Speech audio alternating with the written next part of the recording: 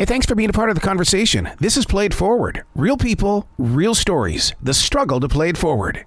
Episode number 638 is with racial justice educator and author Christine Saxman. Good morning. This is Christine. Christine, listen to that beautiful voice. Oh, my goodness sakes. Thank you. It's a little congested. I unfortunately have COVID. Oh, well, I'm sorry to hear that. Thank you. Man. You got to talk to me about this book because you come with so much cred. You've got so much experience. And you know what? Those of us on the outside here, we've got assumption. You know what I mean? We just sit here and we think we've got this, but we don't have what you've got. Well, thank you so much. To gain the confidence to put a book out there inside stores, it's going to create conversations. How do you maneuver your way through this? Because people are going to look at this cover and they're going to judge it immediately, which is rule number one. Don't judge a book by its cover.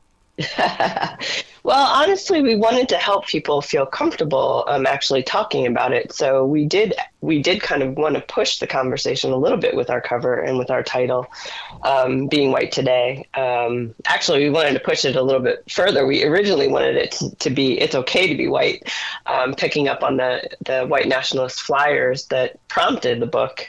That was going a little too far. It was making folks a little too uncomfortable.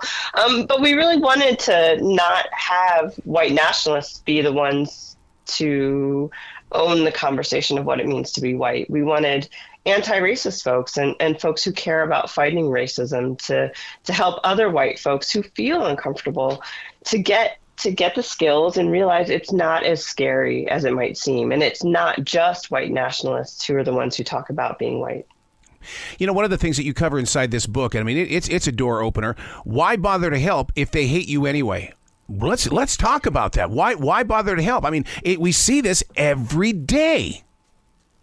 Well, and that's one of the things that's one of those messages that I think the far right and the white nationalists manipulate really well, which is this idea that it's all divisive and, you know, it's hard to cross racial boundaries. And so you might as well not bother.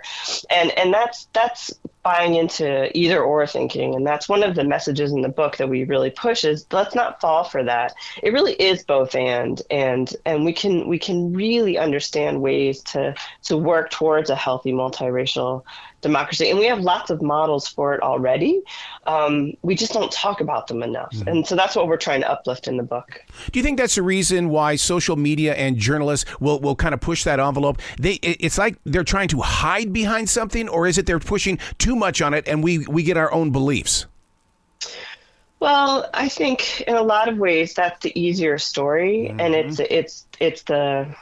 it's the one that activates us more. So it's easy to feel kind of a righteousness around the divide. And it's hard to talk about nuance. And so that's part of what we're trying to do is ask people to slow down. And social media isn't a slow down place.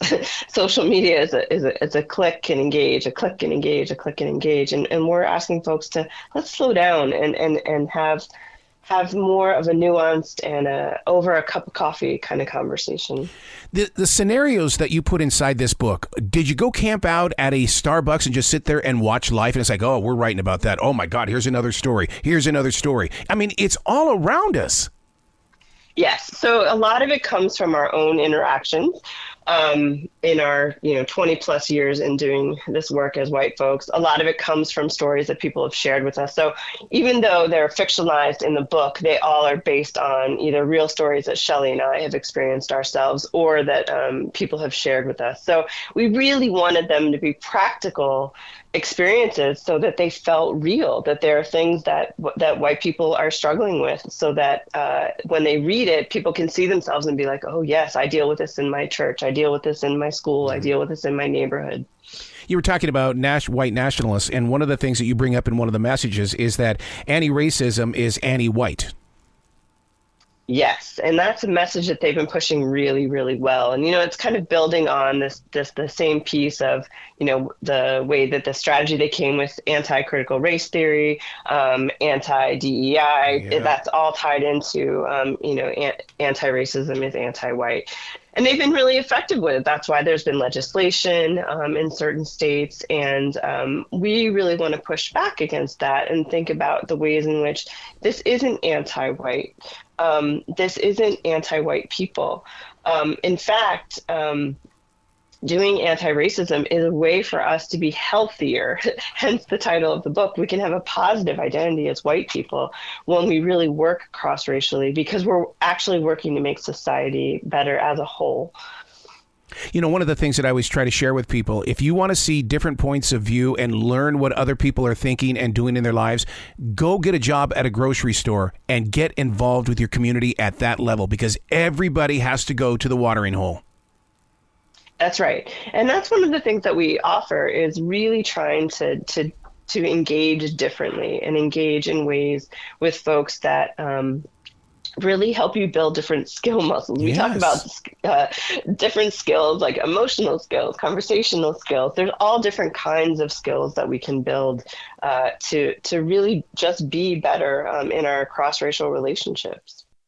So when it comes to disarming tactics, what does that actually require? Because I'm a person that likes activation. I'll sit here and use a yellow highlighter all the way through this book, but if it's just going to sit there, then I didn't do it right. I need to activate the word. Yes. And so activation can take place in lots of different ways. And so when we talk about working with, say it's white person to white person, and you're trying to understand someone who is just like, I don't want to talk about race, I don't want to do this. Yeah. Engaging them is just to understand, first of all, okay, so why? Rather than arguing with them, well, you should care about race, and, giving them a laundry list of ideas, just pause and be curious. So that's an activation right there, is learning questioning skills and learning listening skills to just sit and be with that person and understand their perspective, because once you understand their perspective, then you can connect. So listen, connect, and then you can pivot to sharing some reasons about why you have the beliefs that you have. One of the things that we all should work on is stop stereotyping, because just because they may be African American doesn't mean they like hip hop music and jazz. I tell you what, that's an eye opener as a mobile DJ when it's like, you want to hear Dave Matthews? That's awesome. That's really awesome. See, I just learned something by going through that experience. That's absolutely right. We should always start from the position of curiosity rather than making assumptions. Yeah.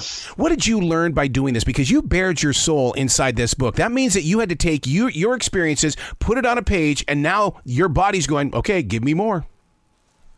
Yes, I think that the greatest piece of this has just been how open people have been, of all different racial and ethnic identities, to using the tools and working within their communities to really build relationships. And that has been our goal all along, is to really think about how do we build relationships to work towards the place that we're not there yet. And we have the hope that we'll be in a society that doesn't have racism anymore.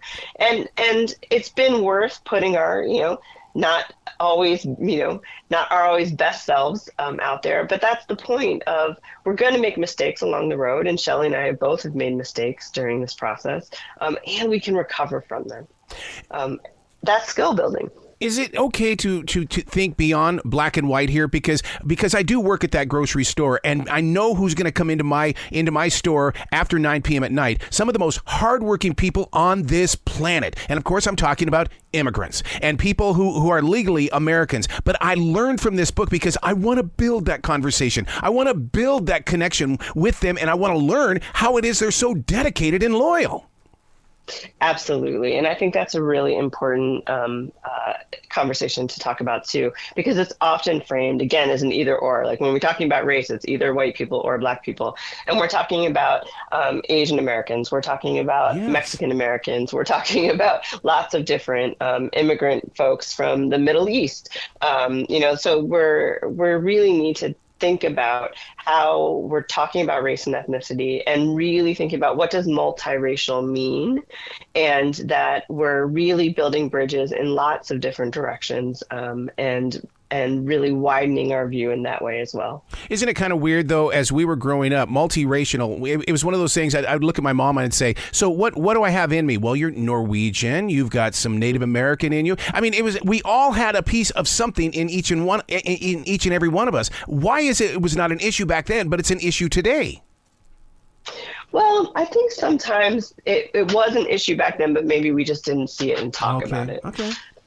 And, and that's part of going back and thinking about maybe what we weren't able to see. I think about in my own story, when I lived in Baltimore, there were lots of racial issues there. And yet my parents taught me to be colorblind, and I didn't see it at the time. But now when I go back and look, there was lots there to see. I just wasn't able to see it. Wow. Where can people go to find out more information about you, Christine? And I want them to really dig in and see that this is not a book of negativity. This is a book of learning and a better understanding of how we can grow forward as a unity.